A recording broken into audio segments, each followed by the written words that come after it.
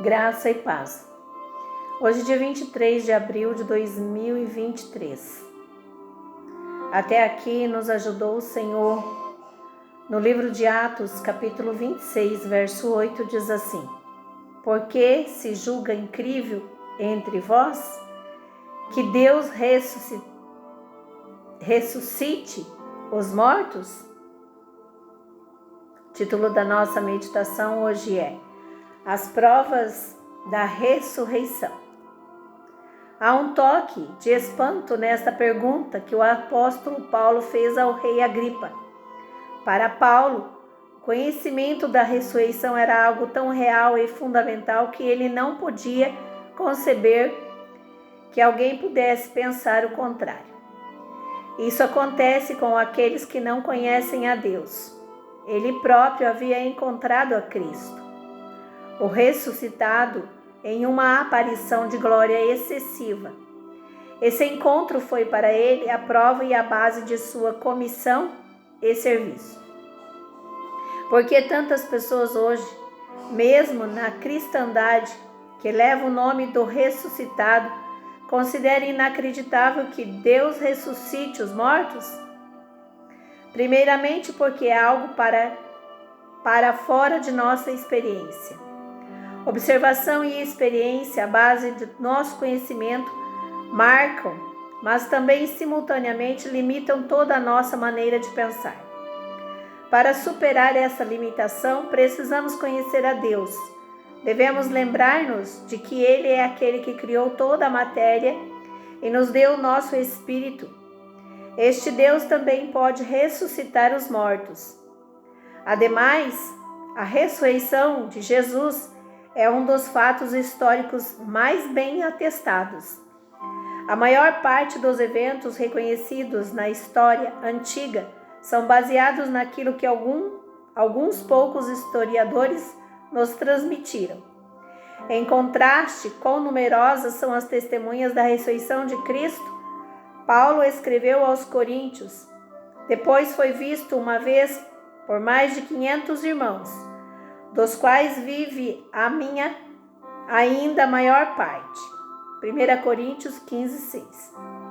Ou seja, no momento quando o apóstolo escrevia estas palavras, que protesto teria havido se essa afirmação fosse falsa? Para a complementação da nossa meditação, nós temos a leitura de Atos capítulo 6, que diz assim, o título: A instituição dos diáconos. Ora, naqueles dias, multiplicando-se o número dos discípulos, houve murmuração dos helenistas contra os hebreus, porque as viúvas deles estavam sendo esquecidas na distribuição diária. Então os 12 convocaram a comunidade dos discípulos e disseram: Não é razoável que nós abandonemos a palavra de Deus para servir às mesas? Mas, irmãos, escolhi dentre vós 7 homens de boa reputação, cheios do Espírito Santo e de sabedoria, aos quais encarregaremos deste serviço. E quanto a nós, nos consagremos à oração e ao ministério da palavra.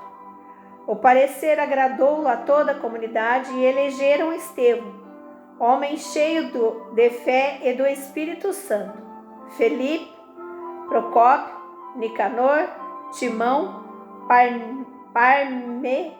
Parmenas e Nicolau, Prosépio da Antioquia.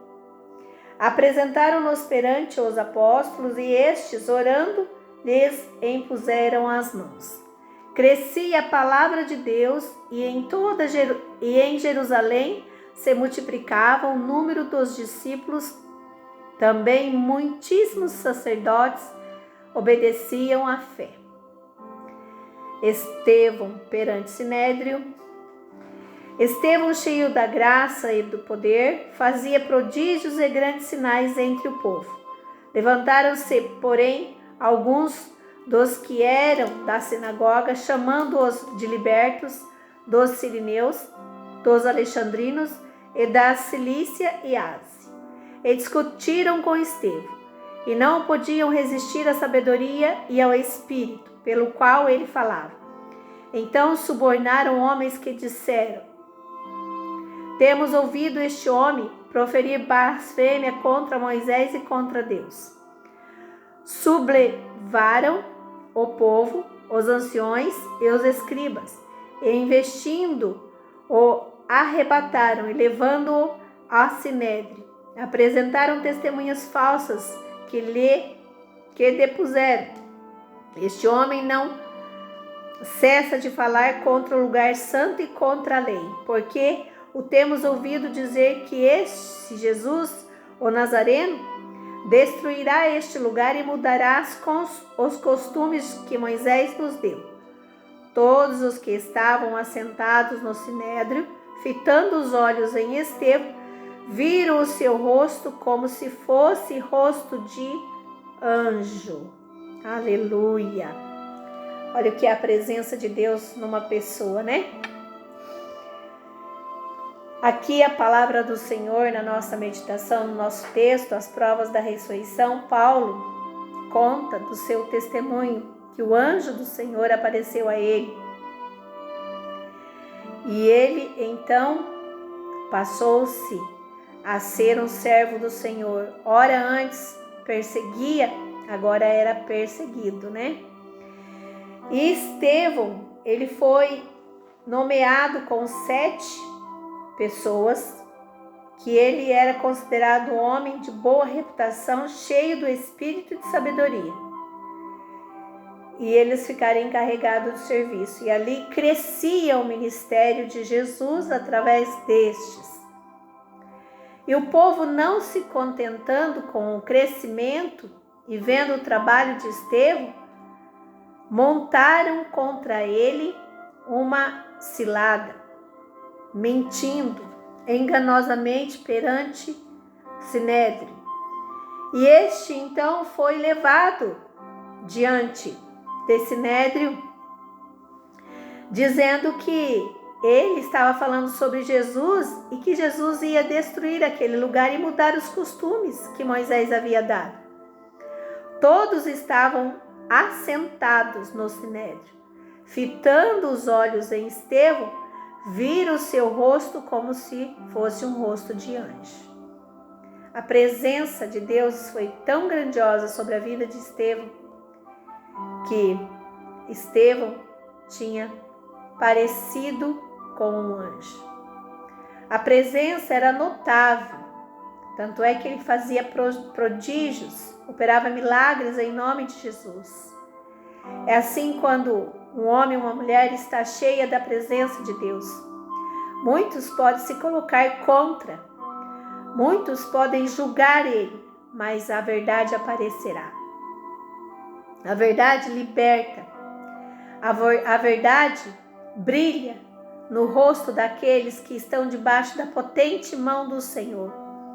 Assim como foi com Paulo, assim como foi com Estevão, pode ser comigo e com você. Basta nos entregarmos verdadeiramente ao Senhor Jesus, obedecer os seus caminhos, os seus mandamentos, amar Ele sobre todas as coisas, buscar o reino de Deus em primeiro lugar, e as demais coisas vos serão acrescentadas. Essa é a palavra do Senhor para este dia, para mim e para você, para nós nos confortarmos de que nada vai nos tirar da presença de Deus, nem as acusações daqueles que estão à nossa volta, nem a acusação daqueles que se dizem que querem o nosso bem. Realmente o nosso bem, quem quer é Jesus, não os amigos, não é verdade? Aqui eles estavam fazendo a obra do Senhor. E eu e você estamos fazendo a obra do Senhor? Medite nessa palavra, pense nessa palavra e viva verdadeiramente o amor de Cristo em você, em sua vida.